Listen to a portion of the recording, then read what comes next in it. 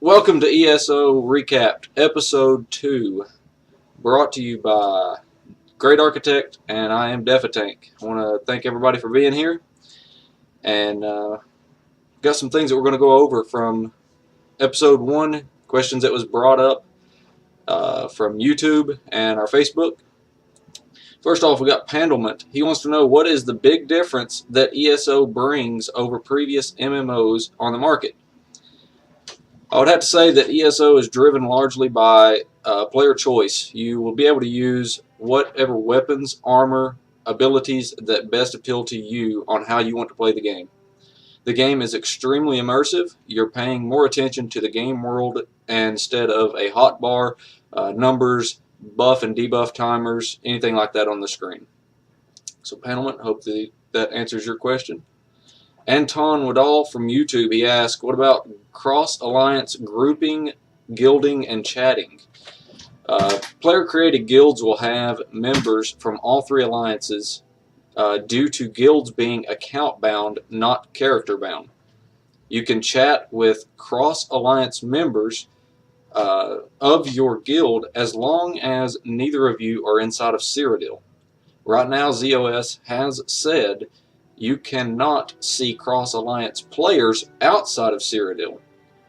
In a recent interview with Game Reactor, Paul Sage was asked, will there be cross-faction cooperative elements? Paul Sage responded, quote, right now, the factions are pretty restrictive, so I don't think that you'll be seeing a lot of cross-faction cooperation right away, end quotes. So it kind of sounds like there could be something in the future with cross-faction cooperation, but nothing concrete at this time. So hopefully that answers your question. Wayne Seibel from Facebook, are players able to choose the alliance they want to fight for? Players are assigned an alliance based on the race they select. Aldemary Dominion will have the Khajiit, High Elf, and Wood Elf. Daggerfall Covenant will have the Red Guard, Breton, and Orc. And Ebonheart Pact will have Argonian, Dark Elf, and Nord. Charles Wayneman from YouTube, he asked, what is outside of Cyrodiil? Well, you've got your Alliance Zone through 50. You've got two other Alliance Zones for 50 plus and 50 plus plus. Dungeons that are 2 to 4 players. Crafting. Adventure Zones, which is for up to 12 players. And then I'm sure that there's going to be plenty more to come after the first part of the year once we get into 2014. And I've got one thing that I thought of myself that I wanted to personally bring up as well. But before I do that one, I'm going to start a video up here.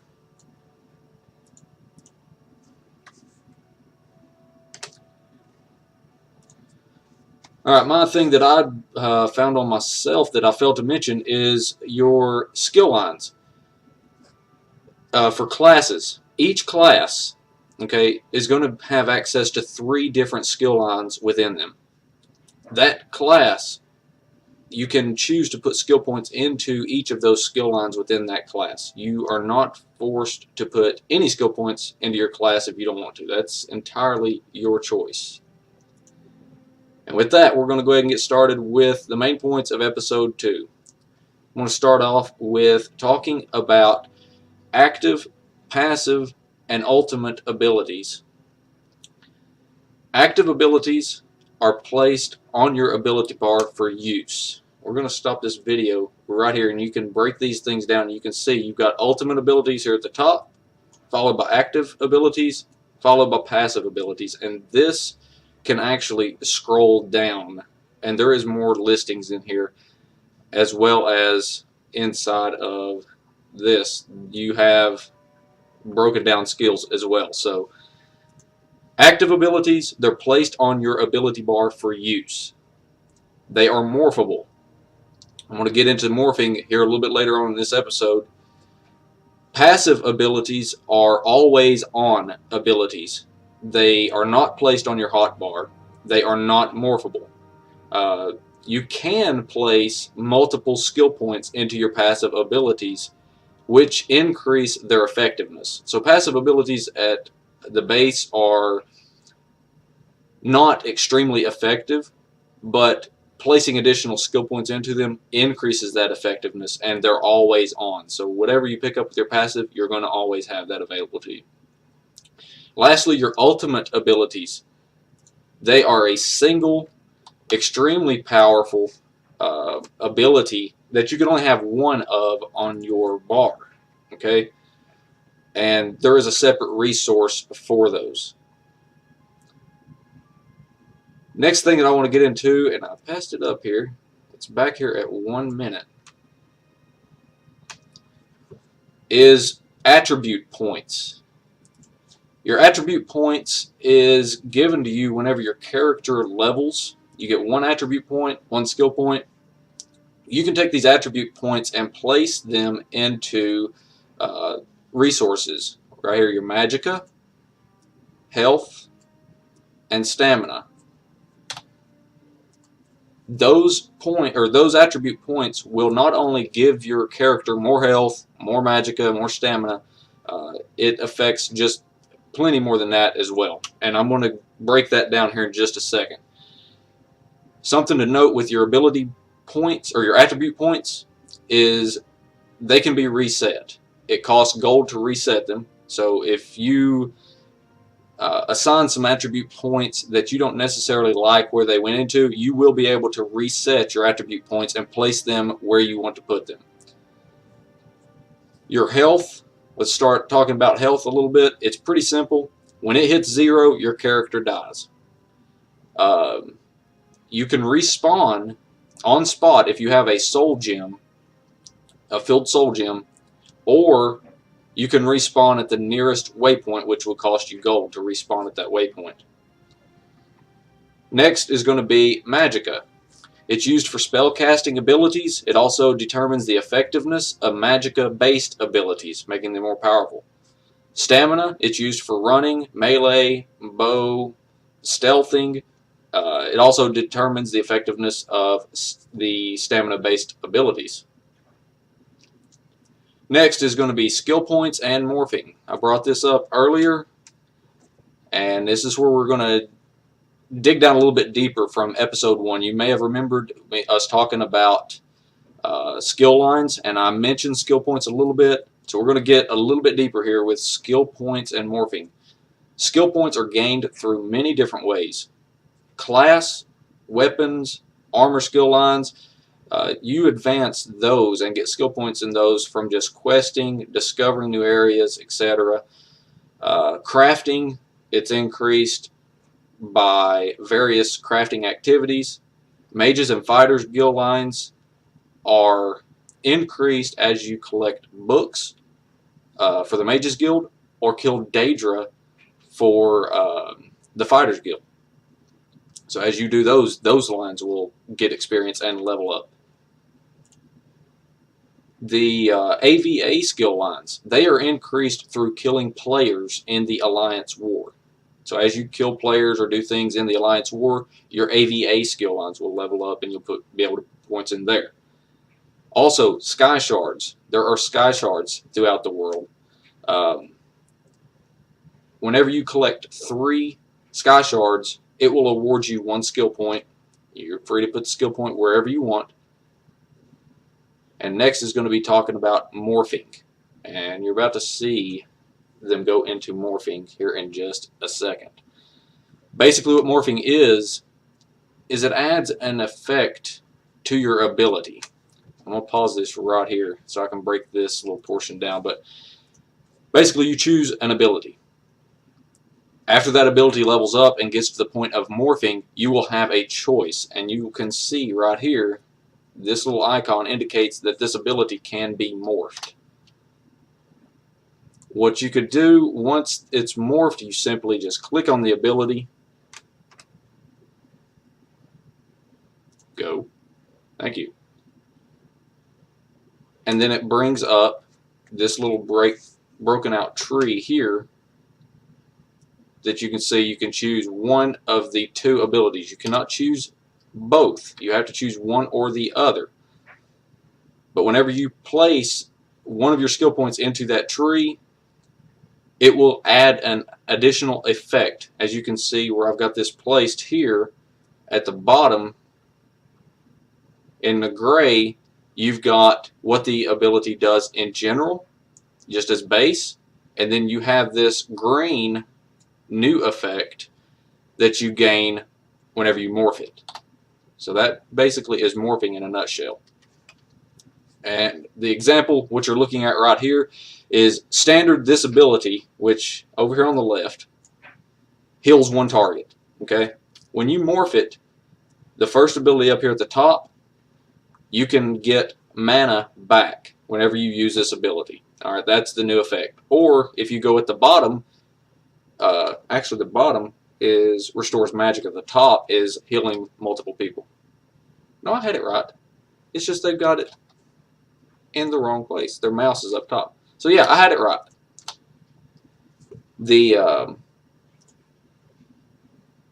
Sorry. So that's the way that morphing evolves. And it works like that through all of your active abilities. As you place morphs on them, they will do additional effects. Next, you're going to have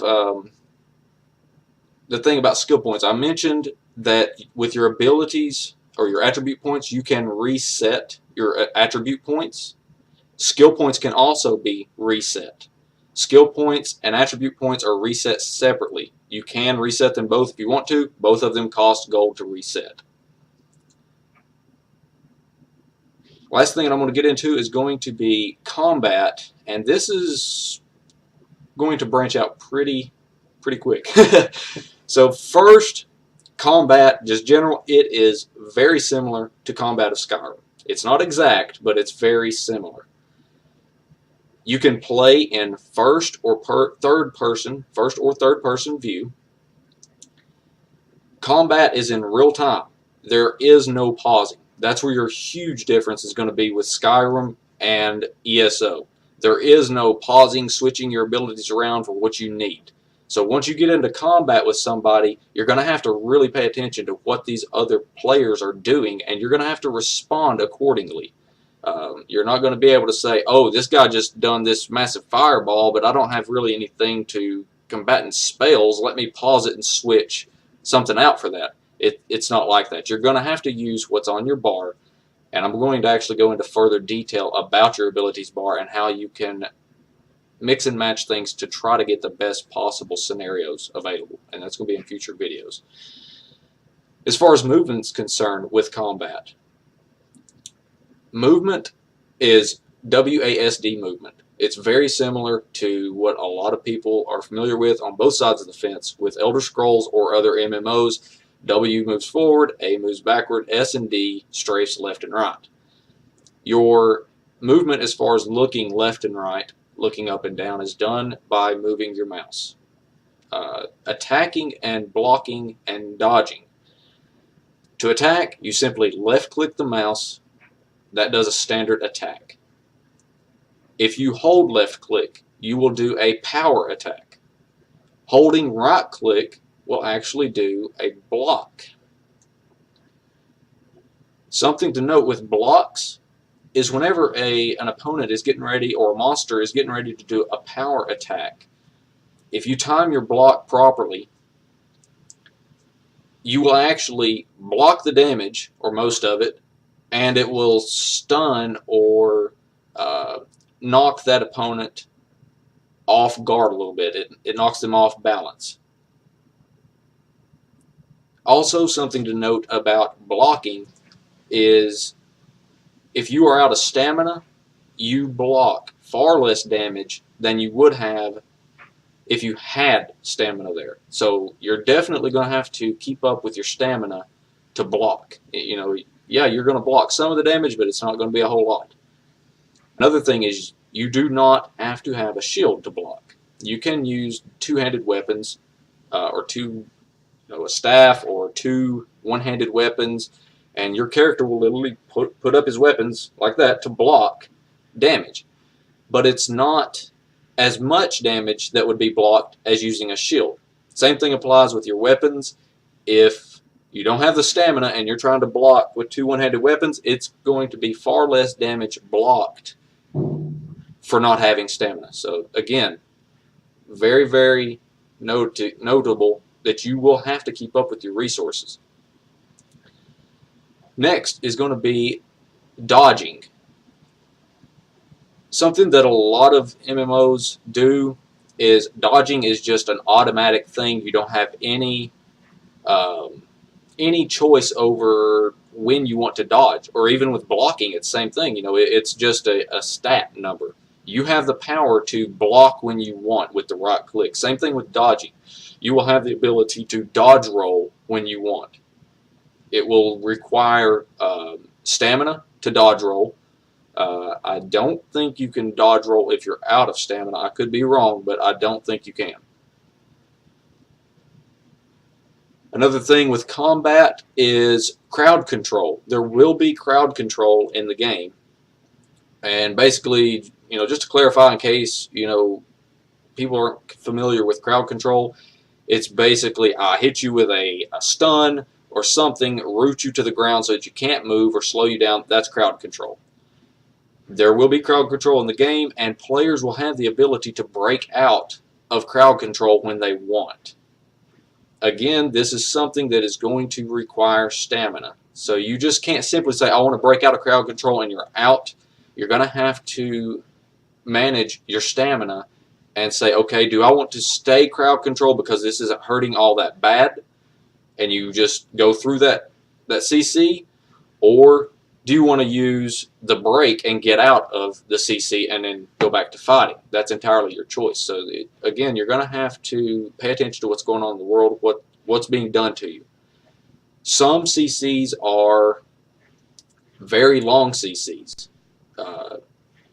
Can't give you an exact time because they're changing all this stuff, but you'll have extended periods of CC control.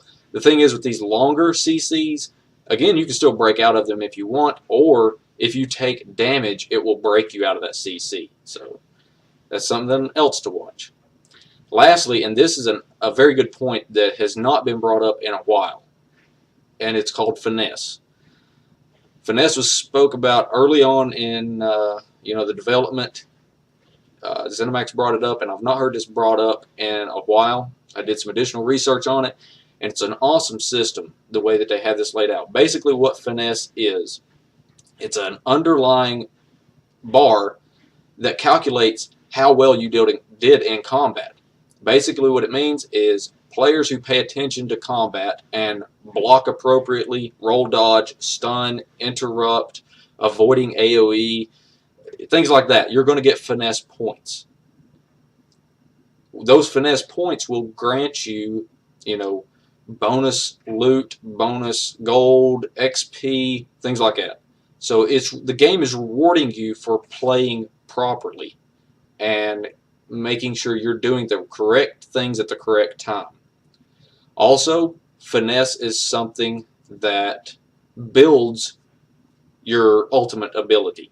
So if you're doing the proper things right with your blocking and evading or dodging, things like that, you're going to have more uptime on your ultimate ability, which is extremely powerful, and that's what you want. So, it's not going to be beneficial to run in and just boom, boom, boom, boom until the monster dies. You want to run in and manage that stamina. You want to manage your magicka. You want to block appropriately and get those better abilities to do more damage instead of just sitting there eating damage and dealing damage just to kill the monster.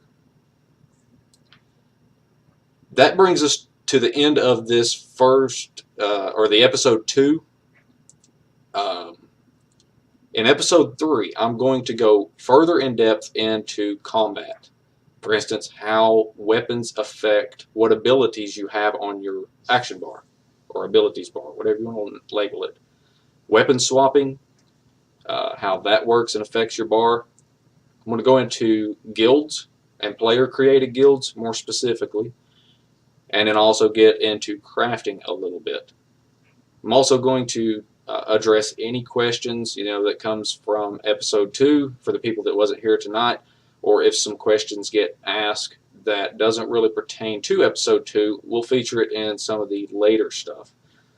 What I want to do right now is open up the chat to everybody that's watching the stream right now. If you guys have any questions on what I've covered, I want to know what kind of questions you have. If you're confused on something, let me know, and I'll gladly go back over it. Or if you have any comments or suggestions on what you want to see in future episodes, let me know that as well. So you guys have the floor now out in chat. Lanneman, if you've got some notable stuff that maybe have came through, I've seen that there were some things that came through the chat channel earlier. I'm going to scroll back up and try to read on those, but if there's something that stood out to you that I need to go ahead and address, if you can let me know what that is.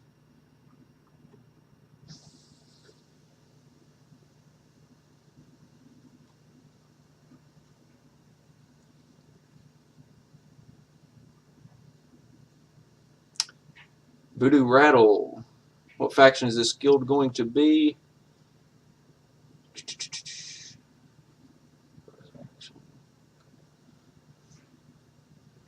The gaming community itself, that myself and We got a few questions that just popped up.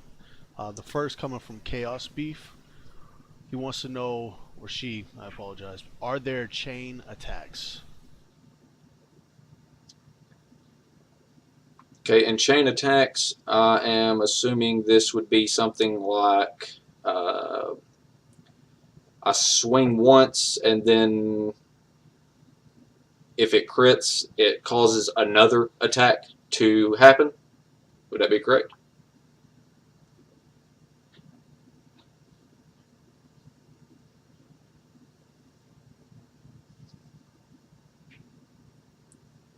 Going back to what I was talking about, our community and guild, we are the gaming community. Great Architect. We're a multi-gaming community, and we try to support everybody neutrally. When it comes to ESO, right now I'm leaning more so towards Daggerfall Covenant right now as far as assigning the guild something, but we support other alliances most definitely. We want to make sure that we can answer everybody's questions regardless of what alliance they play, and guilds can have members from all three alliances. Now, as far as what Chaos was saying about the multiple attacks, that I'm not 100% sure on, if a crit will cause additional attacks to incur. The specific abilities out there right now in the game, they're still being tweaked, I'm sure, but the specifics of how abilities work and what they cause, that I don't know. I know that the question came up a while back, is like, if I blocked, would I be able to instantly repeto an attack just because I blocked? And it's not necessarily that way, but when you do block, it causes them to be knocked off balance some, giving you some time to do an attack or a power attack. So in a way, yes, it's there, but it's you doing it. It's not like automatic. So hopefully that answers that question.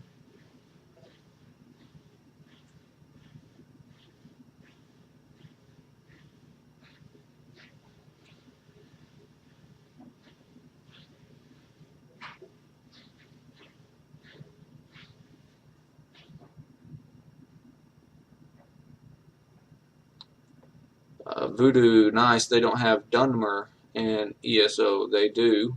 Looks like Lanneman picked that one up.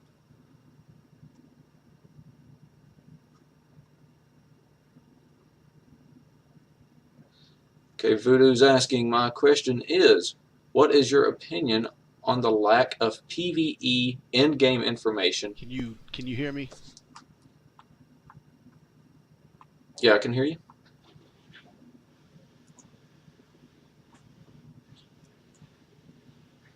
Okay, what is your opinion of the lack of PvE in-game information, and why have they not gone into detail on the main storylines? Do you believe they will be going in depth with that info in the coming months?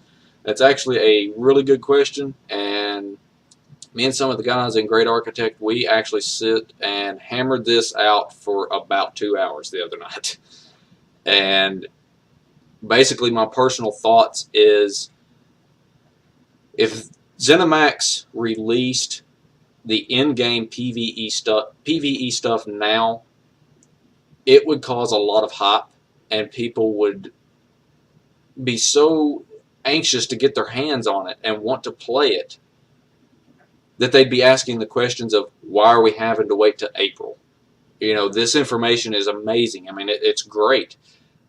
From what I've seen with interviews like with Nick Conkle, whenever he talks about Adventure Zones, I mean, his face just lit up back with the ESO Alliance whenever they was trying their best to get information out of him about Alliance or the Adventure Zones. I mean, it just looked like he wanted to talk about them so bad.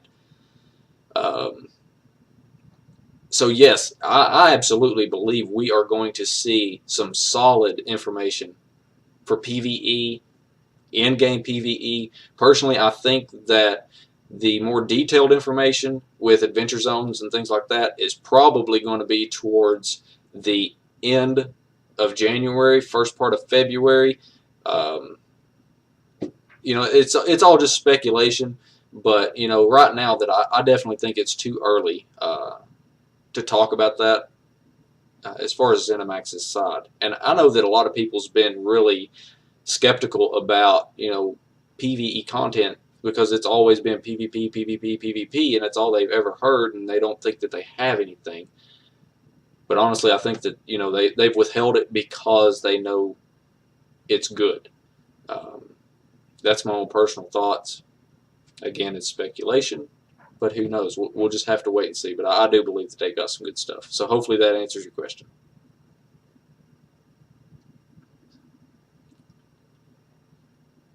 Let's see. Chaos asks, I see horses in the teasers. What about mounts? Will there be a speed class like Bard and there be buffs? As far as mounts, there are mounts in the game, horses exclusively right now. The neat thing about horses is you can actually feed your mount and it will level up, being able to carry more weight, sprint for longer distances, or sprint faster. You know, that's some of the stuff right now with that. As far as there being a Bard class, there's 4 classes. It's Dragon Knight, Sorcerer, Nightblade, and Templar. But the thing is, those are simply just starter classes. So I'm not sure exactly how to answer the question. A speed class like a Bard. Are you saying things like being able to run fast, or elaborate a little bit more on exactly what you're talking about?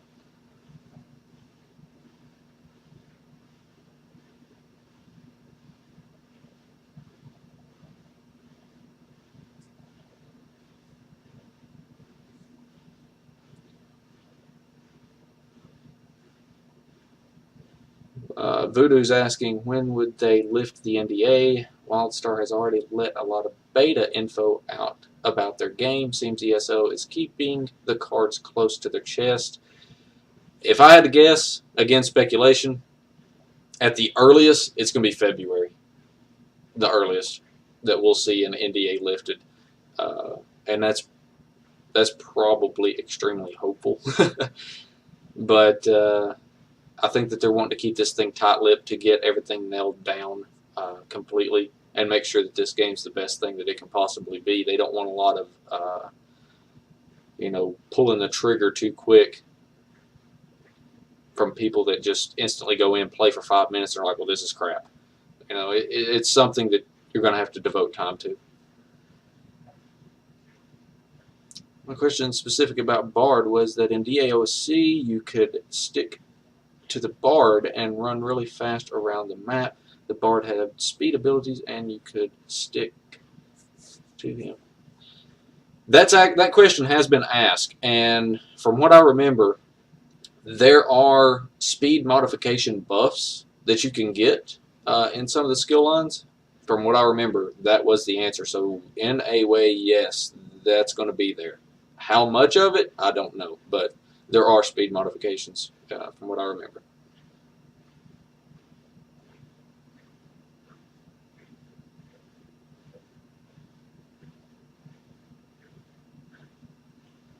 Voodoo also asks, what about a spell like WoW's Mage, blink in the game, and what class might have that? I'm sure there's probably some kind of a blink ability in there. I can't guarantee that there is. I don't know, to be honest, but I think that that's something that has been pretty standard across MMOs.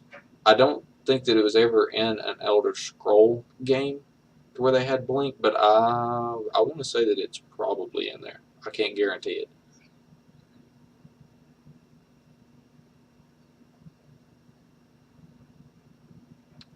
Okay, so Lanneman knows, yes, definitely Sorcerer has a blink. That's what I was thinking, that Sorcerer did have something like that, but I wasn't sure.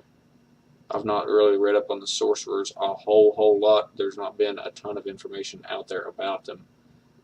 Nightblade is probably the most silent. It's just, there's ability lists out there on the internet about what is in the game. Tamriel Foundry, they have most of that stuff up there, but every bit of it's all subject to change.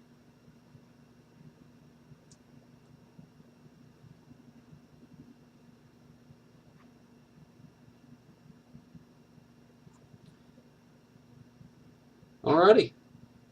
So there was definitely a lot more questions and comments in this episode too, and I love that people was talking about this series and passing the word around. I'm trying to keep it basic, to the point, and answer as many questions as I possibly can, and try to keep it related to the points per episode as we can, and as we go through these episodes, go more in detail about the abilities or gameplay and things like that. And of course, not breaking NDA. So if there's any other questions out there or comments or anything that anybody has, definitely let me know now. Otherwise, we'll close this episode out and we'll get it uploaded to the replay so that, for the people that may have missed it, they can go back and watch it.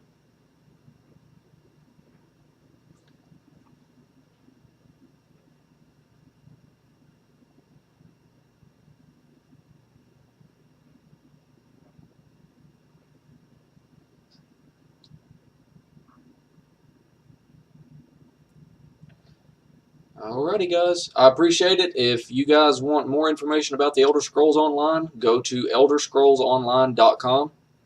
Make sure you sign up for beta there. You've got choices for PC, Mac, Xbox One, and PS4. PC and Mac, it comes out 4/4/2014. Xbox One and the PlayStation 4, you will see it June of 2014.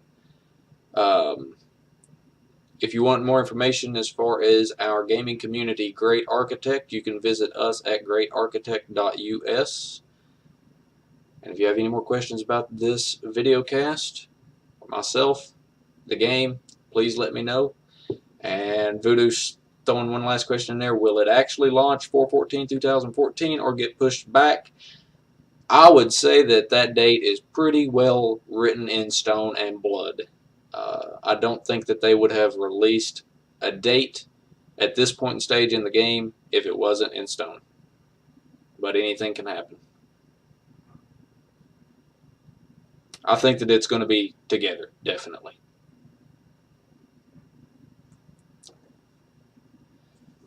Also, guys, if you think, like Lanneman said, if you think of something else that you want to ask about this video, drop it in the comments section on my YouTube page. That is, let me put this up just for you guys, youtube.com/Defatank. You can find this video series every Saturday, 9:30 p.m. Eastern Time. Twitch.tv/Defatank. That's where you're tuned in right now. Bring your questions, comments, concerns, anything that you want to talk about. We'll try to handle it as best we can.